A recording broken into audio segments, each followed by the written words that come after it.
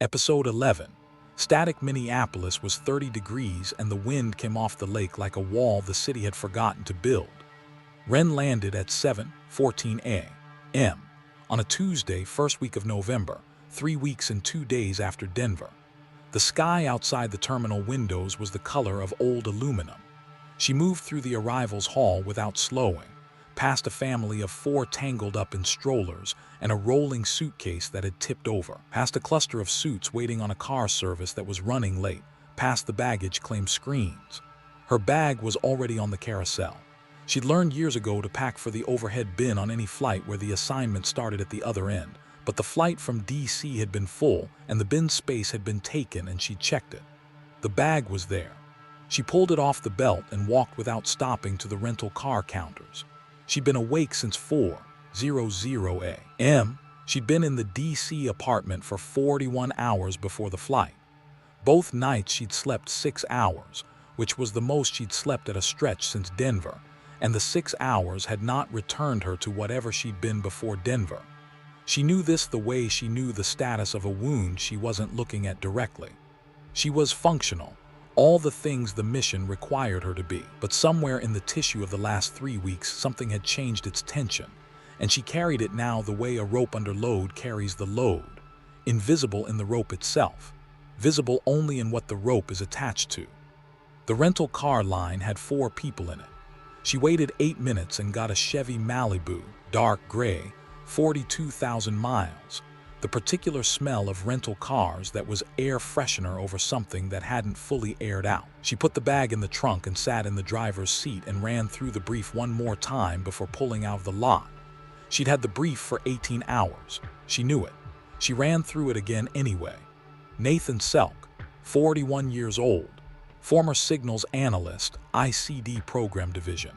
He'd worked the division for 7 years and resigned 14 months ago with a clean exit, or what had been processed as a clean exit at the time. A subsequent review had identified contact 8 months after his resignation with someone outside the approved separation network. The contact had been brief, 2 exchanges, and Selk had gone quiet after that. But the contact was in the record, and the ICD's calculus around this particular category of contact had no minimum threshold. The time between the contact and this assignment was not unusual. The ICD moved when it had capacity and when the broader operational picture aligned. Right now, the broader operational picture was aligning everything at once, and the capacity question was answered by the pace at which new assignments were arriving. The voice came through at 7:48 a.m., while she was still in the lot waiting for the attendant to pull the Malibu out of the row. Primary target: Nathan Selk, 41. Former signals analyst, ICD program division, resigned 14 months ago. Current residence, 4221 Elliott Avenue South, Minneapolis. Working at a private sector logistics firm, 3rd floor office, 1010 Marquette Avenue. Brief is attached. Full protocol. She acknowledged. The voice clicked off. She sat with the transmission for a moment before the attendant knocked on the window and pointed her toward the exit lane. The voice was the same voice it had always been. Flat, clean, the specific neutrality that the ICD trained into everyone who worked the communications channel. But something was different. Not urgency. She'd been on the channel for 12 years, and urgency was not something the ICD expressed through voice, not even at the edges of whatever the organization was currently experiencing. What was different was density. The transmission had contained more information per word than the transmission she was used to, not a lot more. The difference was small and precise, like a frequency shift just inside the range where perception catches it. The channel was being used more than usual, and everyone using it was trying to take up less space on it. She filed that and pulled out of the lot. The first morning she was at the corner of 4th and Marquette at 7:55 a.m. in a diner across the street from the entrance to the building where Selk worked. The diner smelled like grease and burnt coffee, and the orange vinyl booth she sat in had a crack in the seat that she could feel through her coat. She ordered toast and ate it and ordered more coffee she didn't need and watched the building entrance. A woman in a red coat went in at 8:09. 2 men together at 8:14. Selk at 22. In a gray down jacket he wore unzipped over a blue sweater, his hands in the front pockets of his jeans. He walked fast, head slightly down against the cold, and he didn't look at anything on the block except the building door. He went in without slowing. The door closed behind him. She paid for the toast and the 2 coffees and walked the block east, then turned north, then walked 3 blocks north to get a sense of the neighborhood at ground level. The city was working its way into a full Tuesday morning. The cold, specific Minneapolis cold with a weight different from DC cold, lower, closer to the ground, finding the gaps in whatever you were wearing. The sky was still the aluminum color. No wind at street level, but flags on the parking garage across from the building were moving, and she could see the tops of the trees in the distance bending slightly to the north.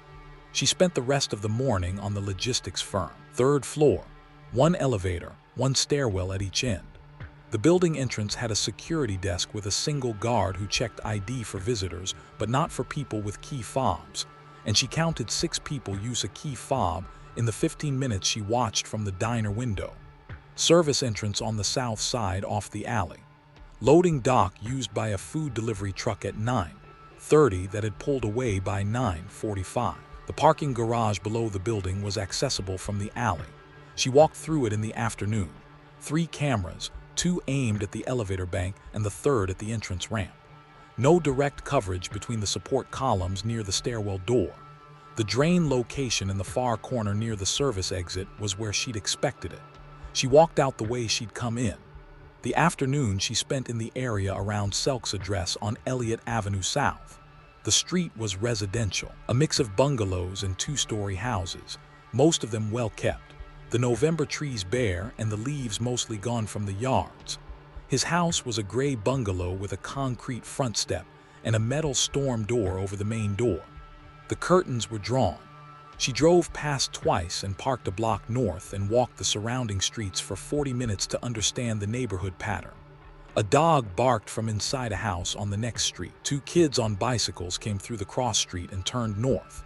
A man was raking the last of his leaves into bags at the far end of the block, moving slowly, unhurried, the way people moved on Tuesday afternoons in residential neighborhoods when they had a task and the day ahead of them. The second morning she watched Selk again from a parked car 1 block north of the diner with a direct sight line to the building entrance. He came out of the building at 8:19 a.m. Not in, out, which meant he'd arrived earlier than his usual time or had a side entrance she hadn't mapped yet. He was in the same gray down jacket, unzipped again despite the cold, and he walked south on Marquette toward the coffee shop at the corner of 4th. She watched him order through the window. The same drink as the day before. She couldn't identify it at the distance, but the cup size was the same. He sat at the same table corner, facing the room, and took out his phone and looked at it for the 11 minutes he was in the shop. He didn't look up when the door opened, which it did 6 times while she was watching. When he left, he walked back north toward the building at the same pace as the walk south, same head position, same hands in pockets posture. She had what she needed for the secondary documentation by 2:00 p.m. The pattern was clear. The garage was the right location. She spent the rest of the afternoon on the encrypted report structure and the exit logistics. Flight to Phoenix. 2 options for timing, 1 same day and 1 next morning. She built both and waited to see how day 3 ran. Day 3. She was in position in the maintenance corridor on the 3rd floor at 3:30 p.m. The corridor ran parallel to the office space and had a half window at the east end that gave a partial view of the floor layout and the bank of windows on the far side. She could see part of Selk's desk, enough to know he was still at it at 5:00, at 5:45, at 6:30. At 6:49 the voice came through. Secondary brief is ready. Assignment follows completion. Phoenix, you'll have 4 days. She absorbed this without moving. Phoenix was prepared before Minneapolis was finished. The gap between one assignment and the next had compressed to the point where she was receiving the next briefing while the current one was still open. She put the earpiece back in her collar and settled against the wall and waited. At 7:03 p.m., Selk came down the north stairwell. She timed the stairwell descent twice in the past 2 days. It took him approximately 90 seconds from the 3rd floor to the garage level. She was already on the garage level, already in the position between the two support columns near the stairwell door, already still, when the stairwell door opened, and he came through checking his phone. He had the phone in his right hand and was looking at the screen when he cleared the door. She stepped into the gap between the cars, and he registered her in the same moment his eyes came up from the screen. And that moment was not long enough. The garage had cameras. She'd handled the cameras. The drainage grate in the far corner near the service exit was where she'd known it was. She worked in the specific methodical way the last 12 years had made methodical, and when it was done, she went out the service exit and walked 2 blocks to where the rental car was parked and drove to the hotel. She ate at the hotel, something from the room service menu she ordered without reading it closely. Ate most of it, drank 2 glasses of water, and then lay on the bed and looked at the ceiling. The ceiling was white. There was a small water stain in the northeast corner, pale brown, old. She looked at it for a while. The curtain stayed open. The light from the parking lot came in through the gap in the drapes and kept the dark from being the full dark, and the full dark was harder since Denver. She filed it the same way she filed the density shift in the voice and the hand-in-pocket detail about Selk and the water stain on the ceiling. Everything went somewhere.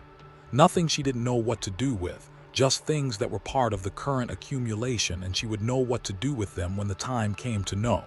She was up at 5:00, the airport at 5:30, at the gate for the Phoenix flight by 6:15, a boarding pass in her coat pocket and the secondary Phoenix brief already open on the device she was supposed to have opened it on. She read it in the gate area while a man 2 seats down played something on his phone without headphones, the volume low enough to be meaningless sound, present but unparsable. Phoenix, day 5. The heat surprised her. Not dramatically, not like stepping into a wall, but as a quality of the air coming off the tarmac that had no business being warm in November and was warm anyway. A dry ambient heat with nothing wet in it. A warmth that the sky had no part in producing. She drove east from the airport on the 202 with the window down for 3 minutes to read the air, and then put it back up and let the rental car's climate control take over.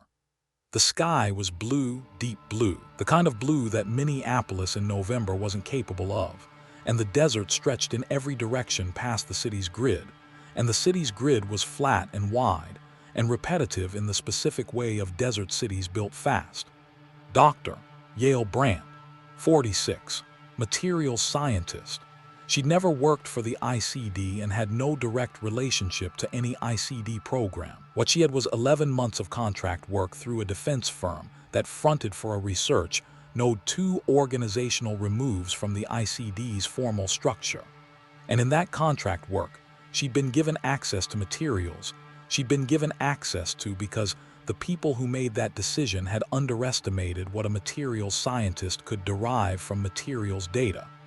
She derived something, written it down, shared the written version with a colleague named Marcus Van who had been handled 6 weeks ago, and the document had not been handled with him. Brandt had the document. 3 weeks after Van disappeared, she'd open the document again and read it. The ICD's monitoring infrastructure had flagged the access. The brief was longer than standard. It included 3 weeks of surveillance data, movement patterns, vehicle, schedule, known associates, the dog. The dog was a complication she'd need to account for. She spent the first day on the physical environment. The research facility was in Temp on a road of similar facilities, unmarked, the kind of building that had no signage and a parking lot with security cameras and a guard booth that could have belonged to any defense contractor. The neighborhood around it was the commercial desert city texture. Strip malls and chain restaurants and gas stations and auto dealerships. Flat and bright even in November, the sun doing more work here than anywhere she'd been in the last 3 weeks. Brandt drove a silver Subaru wagon. It was in the parking lot when Renn did the first pass at 8:00 a.m. and still there at 7:45 p.m. when she did the last. She'd known from the brief that Brandt worked late. The brief had shown departure times between 7:00 and 10:30 p.m. across the surveillance window. That variance was something she'd need to reduce to a smaller window before she could plan around it. Day 6, she was outside the research facility at 5:45 a.m. The silver Subaru was not in the lot. Brandt arrived at 7:12 a.m. M. Parked in the same spot she'd used the day before, second row from the building, driver's side toward the facility entrance. She went in at 7:14 without stopping to check anything in the car. She came out at 6:58 p.m. and drove south on the surface streets. Renn followed the silver Subaru south and then east through the neighborhood in Temp where Brant lived. Wide, flat roads. The palm trees that lined the streets looked wrong in the dark the way they always looked wrong in Desert City dark. Too tall, too thin. The fronds hanging still in the dry air without the specific logic of deciduous trees stripped for winter. The houses were stucco and tile. The yards desert landscaped, gravel and low plants and the occasional cactus. Brant's house was at the end of a cul-de-sac, a single story, a porch light on.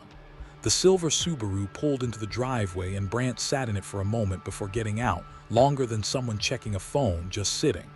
Then she got out and went inside and the porch light stayed on. Day 7. 6:28 a.m. Brant came out of the house with the dog, a large brown dog with a low center of gravity and a habit of ranging to the full length of its leash before checking back. The morning walk covered 4 blocks, the same 4 blocks both times Renn observed it, south to the park, around the park's north edge, back along the main street to the house. 22 minutes. Brant was in running shoes and a fleece, and her short, dark hair wasn't covered. The dog was the complication the brief had flagged, and she understood the complication better now that she'd seen the route and the timing. The rest of day 7 she spent on the secondary documentation and the approach logistics. There were 2 viable options. One required more preparation than the remaining time allowed. The other required her to follow Brant's car and close the gap in a window of approximately 8 minutes during the evening commute on a specific section of the route where the residential streets were quiet and the sight lines were limited by the parked cars on both sides. She built the plan and went through it twice and then ate dinner at a chain restaurant near the hotel because it was the closest thing on the block and she wasn't making decisions about food anymore. Day 8. She was in the rental car, a white Nissan this time, parked on the surface street that Brant's commute route crossed at the 9-minute mark of her average drive time, at 6:15 p.m. The sun was still above the horizon, the specific desert late afternoon light that was horizontal and warm and made the flat streets look briefly like something worth looking at. She waited. At 6:43 p.m., the silver Subaru came through the intersection ahead, turned east, and continued. Renn pulled out and followed at 4 cars back. The route ran east for 6 blocks and then turned south into the residential grid. At the 3rd southbound block, the parked cars began and the street narrowed and the sight lines closed. The silver Subaru had its windows down. A radio was on and she could see from 2 car lengths back the back of Brant's head, the short, dark hair, the way she sat slightly forward, close to the steering wheel. The light ahead went yellow and Brant could have made it through. She stopped. Renn stopped behind her. The light held. She watched the back of Brant's head and the stillness of the short, dark hair in the warm, dry air, and then the light changed and the silver Subaru moved forward and took the left turn south toward the cul-de-sac and home and the dog at the door, and Renn followed it through the turn. She gave Brant the driveway and parked at the mouth of the cul-de-sac, engine off. For 4 minutes, the porch light came on. The neighborhood was quiet. One window in the house across the cul-de-sac had a blue television light going. The sky above the stucco rooftops was turning from orange to a dark blue, fast the way desert skies moved, the transition taking minutes instead of the gradual hour it took in the north. She got out of the car. Back at the car 23 minutes later, she drove to the hotel off the 101 and showered and lay on the bed. The ceiling here had a different water stain, shaped like nothing in particular. She looked at it for a while, drank water, checked the clock. 10:31 p.m. She'd been awake since 5:20 a.m. She turned off the light. The full dark was harder. She knew this. She lay in it anyway and waited for sleep to come, and it came eventually past 1:00 a.m. And she was up at 5:45 and at the airport for the 7:00 flight east by 6:40. The Phoenix brief was closed on the device and the Baltimore brief was open. She read it at the gate with the morning light coming through the terminal windows, flat and bright in the way that Phoenix morning light was flat and bright, efficient, direct, nothing atmospheric about it. Baltimore. Day 10. The city came in off the water at BWI, or the smell of it came in, the specific wet organic cold of the Chesapeake corridor, the harbor somewhere north of the approach path, the smell of it working its way through the tarmac smell and the jet fuel smell, and arriving at the back of the throat with something old in it, something layered, the specific history of working water. She drove south from the airport on the 295 with the sky low and the color of a bruise going yellow at the edges. The temperature was 38 degrees and the wind was moving at a speed that made 38 feel like something else. She drove into the city on the 95 and exited toward the waterfront and took the surface streets south toward the hotel. On the third block south, she passed a street she'd been on 8 months ago. Pratt Street, different section of it, the West End. Not the block she'd used during the episode 8 assignment. She didn't slow down and she didn't look at it for long. The block was a block. The hotel she needed was 2 turns further south. Edward Foss, 53 years old, technical contractor, no longer working, retired 18 months ago. His connection to the ICD went back to 2011, when he'd worked a communications infrastructure contract for a firm that ran fiber routing for a program that included ICD systems in its architecture. He hadn't had direct access to classified material. What he'd had was a technical understanding of the infrastructure, and over 2 years of contract work, a pattern-level comprehension of what that infrastructure was for that exceeded what his clearance level should have permitted him to derive. He'd been clean at exit. He'd been clean for 11 subsequent years. 6 weeks ago, he'd been diagnosed with a terminal illness. The specifics were in the brief, but Renn hadn't dwelt on the specifics. What mattered was the calculus shift.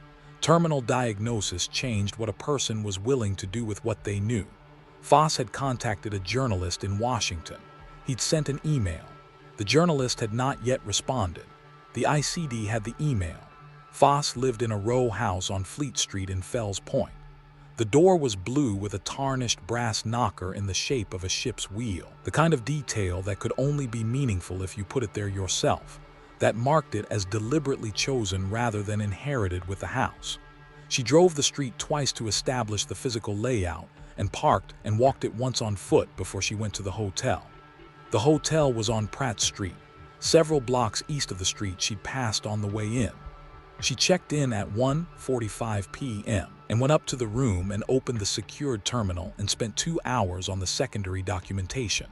The surveillance history in the brief gave her Foss's movement patterns across a 4-week window. He walked most mornings if the weather allowed. He walked to the waterfront. He had a route that went south from Fleet Street to the water and then east along the promenade to a specific bench, where he would sit for a variable amount of time before returning. He walked slowly. There was a cane he used sometimes and didn't use other times, as if the relationship to the cane was a negotiation he was having with himself on a daily basis rather than a medical necessity. He wore a red wool cap pulled down over his ears. His hands were large, the knuckles visible even when they were in his coat pockets, the joints enlarged in the way that specific types of physical work produced over decades. Day 11. She set up in the row house across the street from his at 7:00 a.m. The arrangement had taken part of the previous afternoon to secure, and it held. The window she was at gave her a view of his blue door and the 15 feet of sidewalk in front of it. She made coffee with the equipment in the kitchen of the row house and drank it standing at the window and watched the street come to life in the Baltimore November cold. A woman walked past with a dog at 7:22. A delivery van stopped across the street and left a box outside the door of a restaurant that wasn't open yet. At 8:35, Foss's blue door opened and he came out without the cane, in the red wool cap, in a dark wool coat that was long enough to cover his thighs. He stood on the step for a moment and looked at the sky and then started south toward the water. She gave him a block and then went down and out and followed. He walked slowly enough that following at distance was simple. She stayed a block back until he reached the waterfront promenade, and then she closed to half a block, which was still enough given the openness of the promenade and the few other people on it in the cold. The wind off the harbor was direct and steady, and it pressed against her left side as she walked east. Foss had his head down into it. The large knuckled hands were in his coat pockets. He stopped twice on the promenade before reaching the bench. The first time was at the railing above the waterline, looking at the harbor. There were 2 cargo ships visible, one at anchor and one moving slowly toward the mouth of the Patapsco, and he watched them for 3 minutes before continuing. The second stop was at a historical marker she was too far back to read. He spent 2 minutes at it and then continued. He sat on the bench for 18 minutes. She sat on a bench 1 section east, far enough that a direct look would require intent, not so far she couldn't see his face in profile. He watched the harbor. He didn't take out a phone. He sat with his large hands visible on his thighs, not moving, watching the water and the cold sky and the cargo ship making its way out toward the bay. A gull landed on the railing in front of him, and he watched the gull for a while, and then the gull left, and he continued watching where it had been. He stood and turned back toward Fleet Street. She waited until he was most of the way to the promenade entrance and then stood and followed. She needed 1 more day for the positioning work. The afternoon went to the specific block east of Fleet Street where the space between buildings gave access to the waterfront approach without returning to the promenade. She walked it twice and timed it. Day 12. In position at the row house by 7:00 a.m. Again. She'd been awake since 5:00, the specific 5:00 a.m. Wakefulness that had been her pattern since Denver, not an alarm, just a cessation of sleep at that hour, as if her system had revised its idea of what rest required. She'd made coffee in the hotel room and drunk it and looked out the window at the harbor through the curtain gap. The harbor lights were still on, orange and white reflected in the dark water. At 3:18 p.m., Foss's blue door opened and he came out without the cane, in the red wool cap. He stood on the step the way he had the day before, reading the sky. The sky was the same color it had been for 2 days, low and bruised. He came down the step and turned south. She was at street level and moving before he reached the corner. She gave him the half block. The harbor wind was coming from the south today, which meant she was walking into it from behind him, and he had his head down and his hands deep in his coat pockets, and he was watching his feet on the uneven brick of the waterfront approach.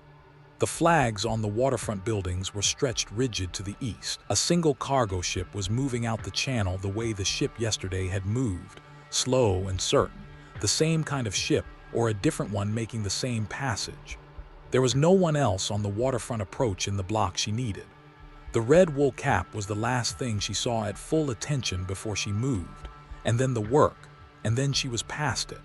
She walked south along the waterfront for 2 minutes, enough distance for the shape of things on that block to recede into the general mid-afternoon movement of people along the water.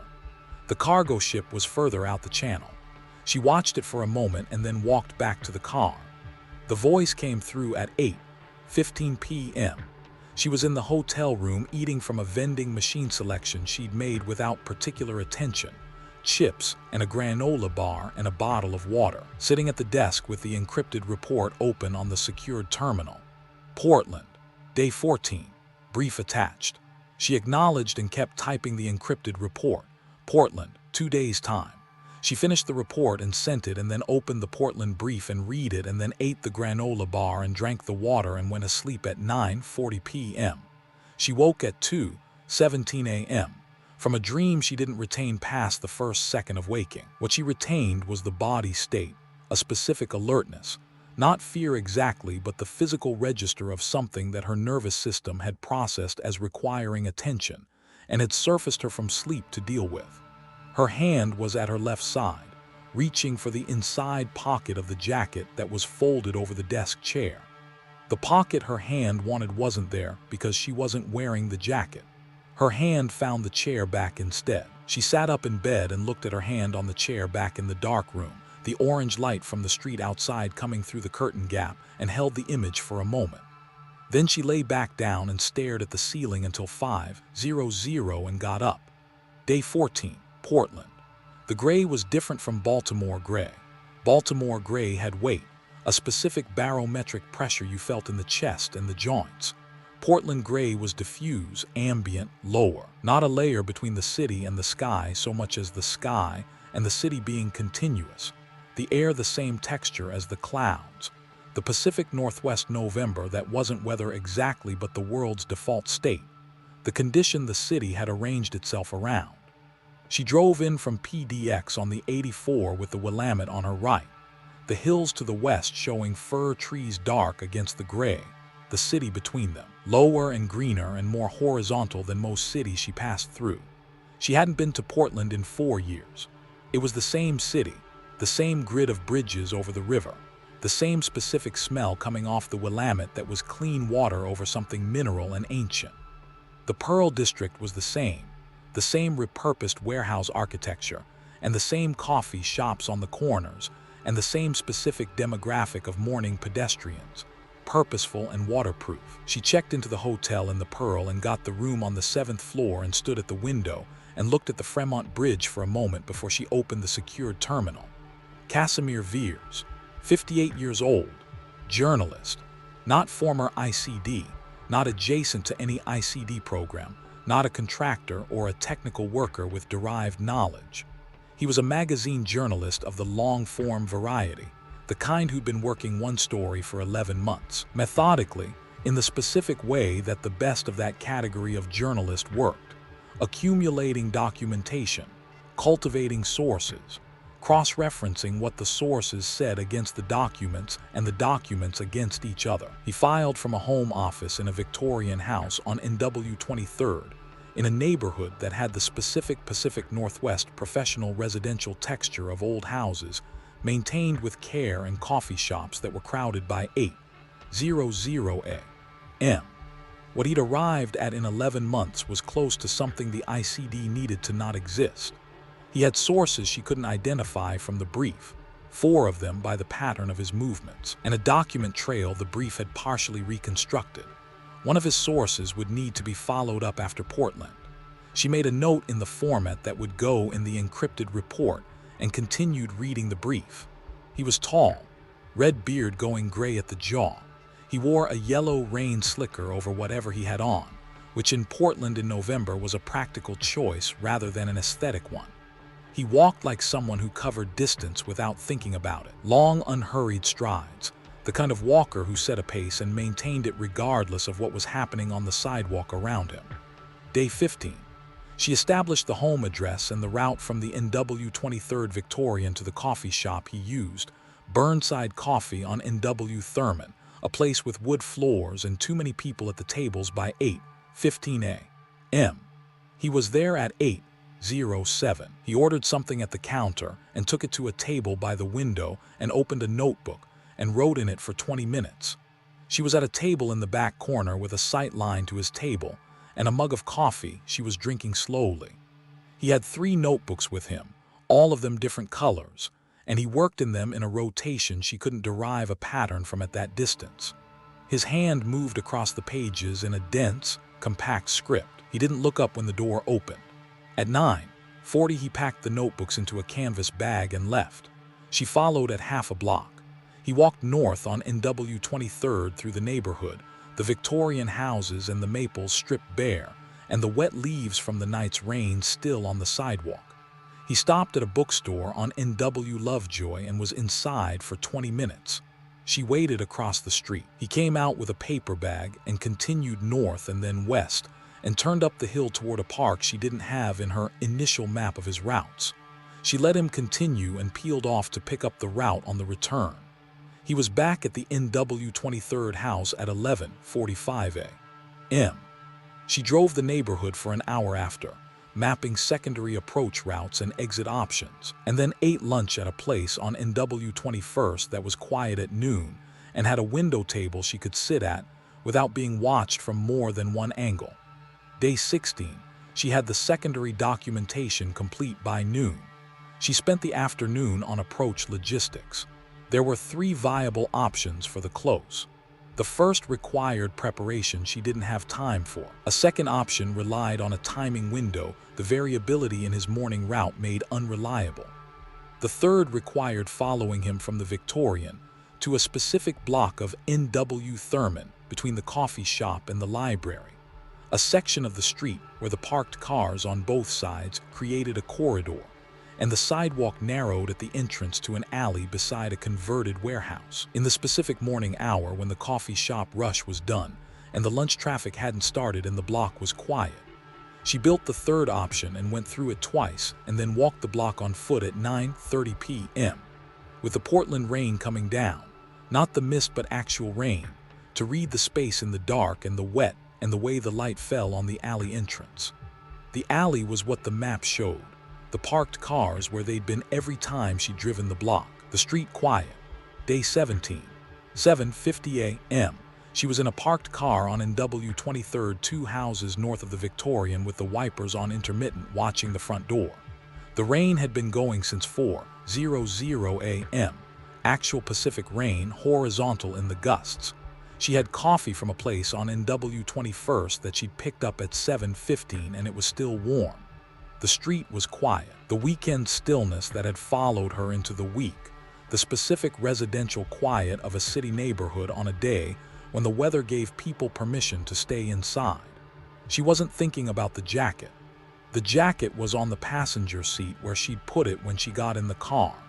Her left hand moved to her chest, to the position where the inside left pocket would be, and when it didn't find the pocket, it adjusted without a decision being made in the interval between the two movements, reached to the passenger seat, found the jacket, found the inside left pocket, closed around the photograph. 4 seconds without taking it out. The photograph was Brennan's family, the coordinated burgundy portrait, in the inside left pocket since the morning of the Denver assignment. She could feel the edges of it through the fabric, the specific weight and rigidity her hand knew. 4 seconds, and then her hand came back to her lap. She sat with that for a moment.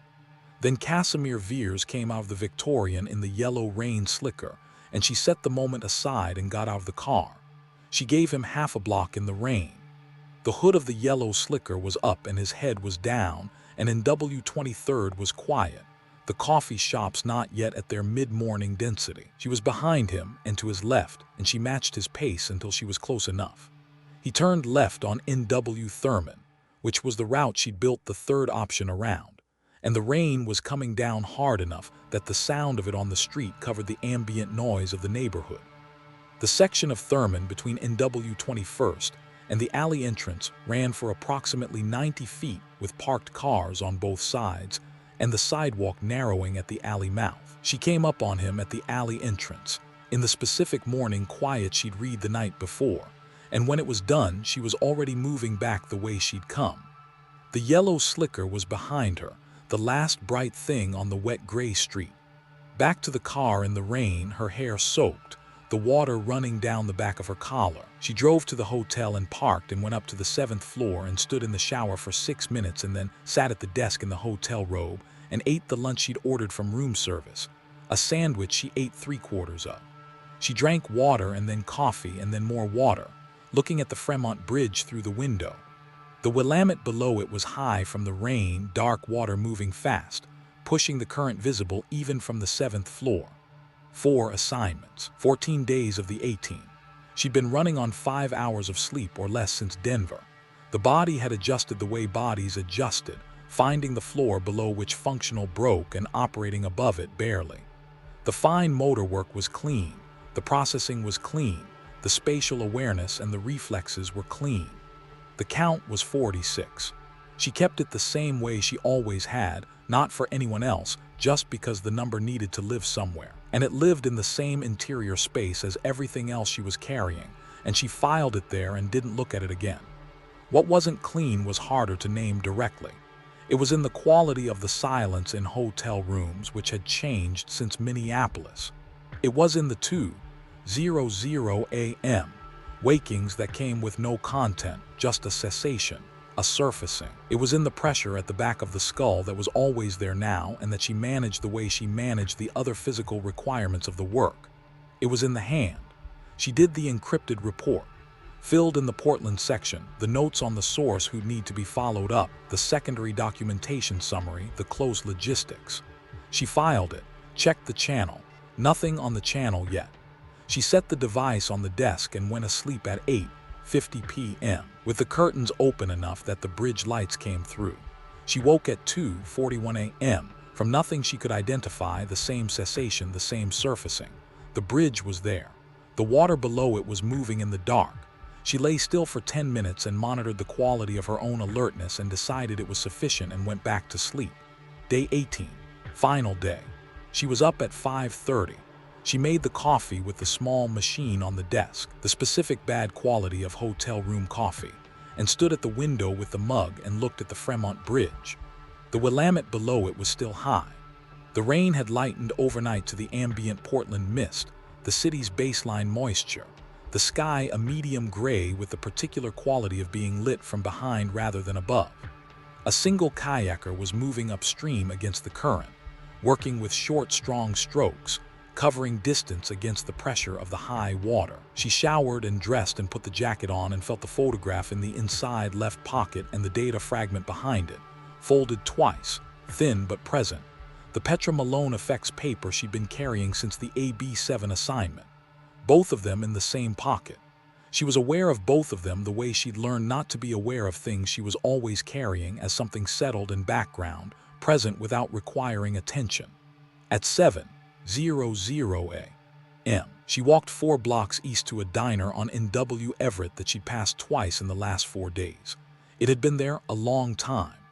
The booths were red vinyl, and the counter had a crack running its length that had been repaired at some point with something that had almost matched. She sat at the counter and ordered eggs and ate them and drank 2 cups of coffee.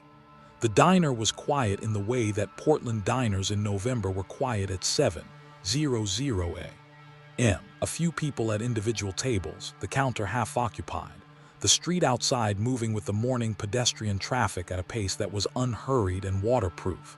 A man at the far end of the counter was reading a physical newspaper, the actual paper, folded open to an interior section. He turned a page and read. She watched him for a minute while she waited for the check. He didn't look like anyone she had any interest in. He turned another page. She paid and walked back to the hotel through the Pearl District in the mist. The street trees were bare, and the water from the overnight rain was still collecting in the gutters, running toward the drains in a thin, clear sheet along the curb. A woman was sweeping wet leaves off the sidewalk in front of a gallery that wasn't open yet. A specific sound the broom made against the wet pavement, rhythmic and particular, different from the sound of sweeping dry pavement, present and then gone as she passed. She thought about the walk back to the diner, which she'd done 4 times in 4 days, and the fact that she'd stopped noticing what was on the block by the second day. That was a thing that happened. Cities became infrastructure when she was working them, organized around the assignment and its requirements, and then she left and the city returned to whatever it was when she wasn't in it. She'd done this to Portland twice, 4 years ago and now. Portland would be Portland again by tomorrow morning and she wouldn't be in it. At 8:15 she was back in the hotel room. She set up the secured terminal and made another cup of the bad hotel room coffee and sat at the desk. The Fremont Bridge was behind the curtain. She didn't open the curtain. She went through the Portland encrypted report one more time, the same report she'd filed the night before, checking it the way she checked everything. Not because she expected to find anything, but because the checking was part of the work and the work was complete only when every part of it was done. The report held. She closed it. She waited. The channel was quiet. The terminal screen was on its standby display. She drank the coffee and looked at the screen, and the minutes moved at the specific pace that waiting moved when there was nothing to do in the interval but wait. She was at the desk in the hotel room with the secured terminal set up when the channel opened at 9:14 a.m. Assignment: Level 0 clearance. She put down the coffee cup. Level 0 was a designation she'd seen twice in 12 years of ICD work. The first time she'd been a junior investigator, not the one receiving the designation, the one who'd seen it in passing in a senior investigator's documents during a clearance review she'd been part of. The second time had been 2 years ago in a briefing that hadn't gone anywhere. A Level 0 designation on an assignment that had been rescinded before it reached the execution stage, and whose subject had dropped off any list she subsequently had access to. Level 0 meant the authorization chain ran above the ICD's standard command structure. It meant the source of the authorization was on no organizational chart she had access to. It meant the operation had moved to a level where the normal language of ICD documentation was insufficient and had been replaced with a different set of terms. Briefing attached. Read at secured terminal. Acknowledge receipt. Acknowledged. She opened the briefing. It was longer than any briefing she'd received in Portland or Baltimore or Phoenix or Minneapolis. The format was the ICD's standard format, but the density was higher. The same compression she'd been hearing in the voice for 18 days, every line carrying more information than standard lines carried.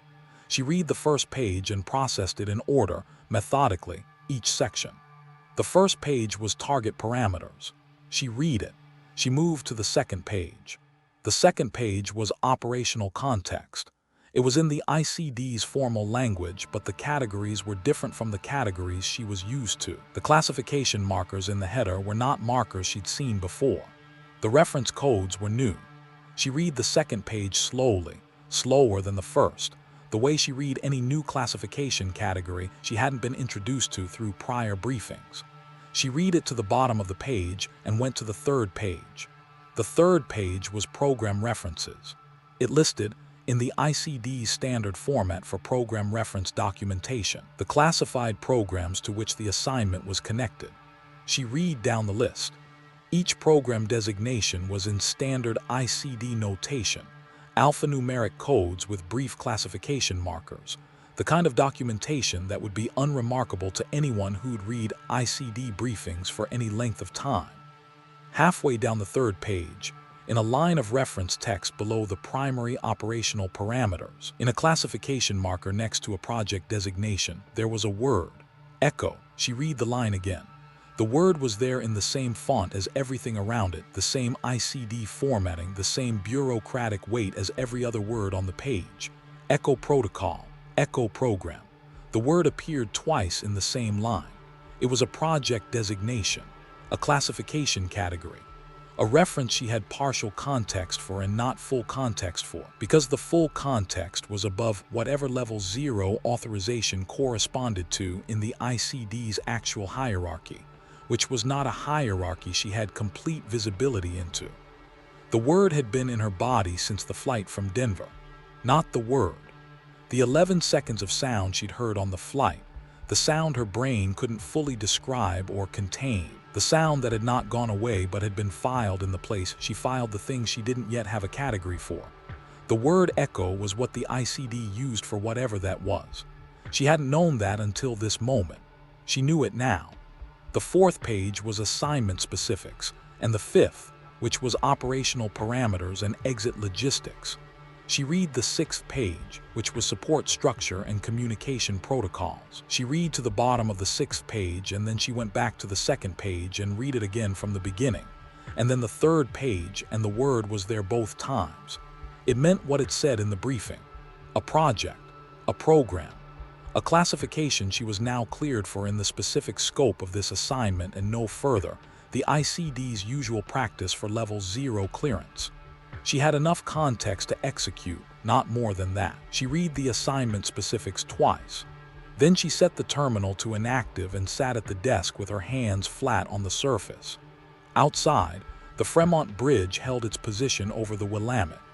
The bridge was the same bridge it had been when she checked in 4 days ago, the same green steel and concrete, the same spans. The high dark water moved under it, and the morning mist moved over it, and nothing about it registered what was happening in the 7th floor hotel room on its north side. She sat at the desk for 2 minutes with her hands flat. Then she picked up the device and opened the response channel and typed the 2-character acknowledgement, the ICD's standard confirmation format, and sent it. The channel closed. She set the device down. She sat back in the chair. Her left hand moved to the inside pocket of the jacket.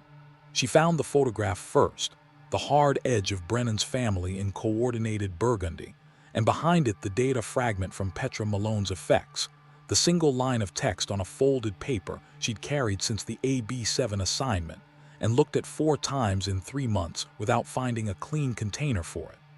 Both of them in the same pocket. Both of them in the same inside left position against her chest, the same space she'd been reaching for without choosing to reach for since Minneapolis. She held both of them through the fabric, The photograph's edge. The data fragments fold. She held them for 30 seconds and didn't take anything out. Outside, the kayaker from the morning was gone.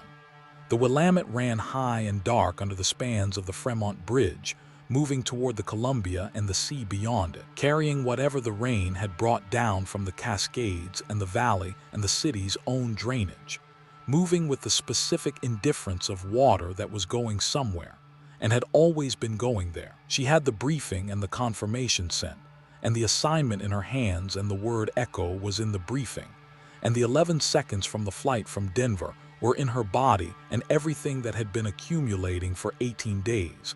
And for the 11 episodes before that was one assignment from whatever came next. 30 seconds.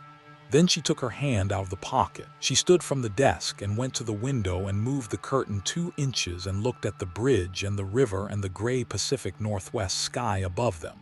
The same gray it had been when she arrived.